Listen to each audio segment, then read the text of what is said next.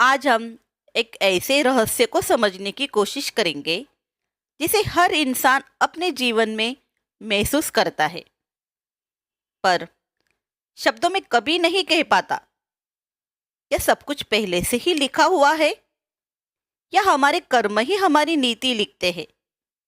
इस कथा में नहीं, इस सत्य में हम देखेंगे कि भाग्य नहीं, बल्कि कर्म ही अपनी नीति को दिशा देता है।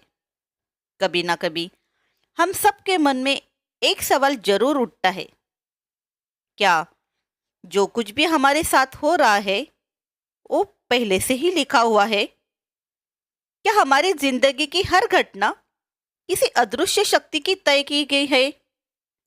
कुछ अच्छा होता है तो हम कहते हैं नीति साथ दे रही है, और जब कुछ बुरा हो जाए तो वही जुबान कहती है, अरे हमारी तो किस्मत ही खराब है। पर क्या ये सच में ऐसा होता है? क्या नीति सच में हमें चलाती है, या हमारे कर्म ही नीति को दिशा देते हैं? महाभारत के युद्ध के मैदान में भी ऐसा ही एक प्रश्न उठा था, जब अर्जुन ने श्री कृष्ण से कहा था, प्रभु, अगर सब कुछ पहले से ही तय है तो फिर मैं धनुष्य क्यों उठाऊं? अगर सब आपके ही हाथों में है तो मेरे प्रयास का क्या अर्थ है? तब श्री कृष्ण मंद मंद मुस्कुराए और बोले, कर्मण्यवाधिकारस्य मा फलेषु कदाचन। यानी तेरा अधिकार केवल कर्म पर है, परिणाम पर नहीं। क्योंकि जो मनुष्य कर्म करता है वही अपनी नीति को नया आकार देता है। हम सब नीति को बहुत बड़ा बना देते हैं, जैसे कोई अदृश्य शक्ति जो हमारे हर कदम को नियंत्रित करती है। लेकिन सनातन धर्म कहता है नीति कोई बाहरी शक्ति नहीं है, वो तो हमारे कर्मों की परछाई है। महादेव ने माता पार्वती से भी कहा था, पार्वती, नीति कोई दंड देने वाली शक्ति नहीं, वो तो कर्मों से उठी लहरें है। अगर लहरें शुद्ध है तो किनारा भी शांत होगा। तो जब जीवन में तूफान उठते हैं तो डर मत, बस अपने कर्मों की दिशा देख। लहरें तेरी होंगी तो किनारा भी तेरा ही होगा।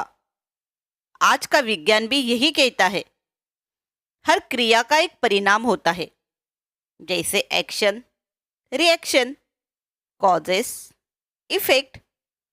और यही गीता का भी सिद्धांत है। अगर तू एक अच्छा विचार बोएगा तो वही विचार तरंग बनकर लौटेगा। अगर तू क्रोध बोएगा तो वही क्रोध तेरी जिंदगी में गुजेगा। यही तो कर्म और नीति का चक्र है। कर्म का अर्थ केवल काम करना नहीं होता। कर्म वो ऊर्जा है जो तेरी नीति से जन्म लेती है। अगर नियत शुद्ध है तो नीति भी तेरे पक्ष में ही होगी।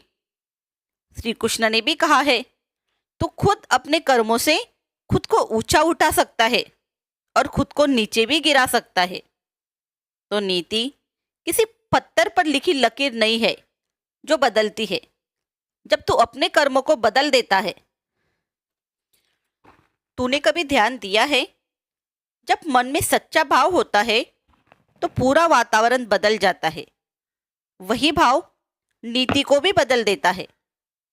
महादेव ने भी कहा है, जो अपने कर्म में भक्ति जोड़ देता है उसका हर कर्म यज्ञ बन जाता है, और जो हर कार्य को पूजा मान ले उसके लिए नीति भी प्रसन्न हो जाती है। नीति का विज्ञान बहुत सरल है। जैसा भाव वैसा परिणाम, जैसा कर्म वैसा अनुभव, और जैसा विचार वैसी सृष्टि। अगर तू सोचता है कि तू हार गया तो नीति भी हार का अनुभव लाएगी। पर अगर तू कह दे मैं फिर उठूंगा, तो ब्रह्मांड तेरे लिए रास्ता बनाता है।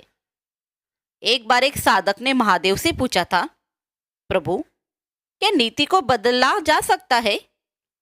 तब महादेव बोले, जो स्वयं को बदल दे उसकी नीति खुद उसके पीछे चलती है। क्योंकि नीति कोई जंजीर नहीं, वो तो बस दिशा है।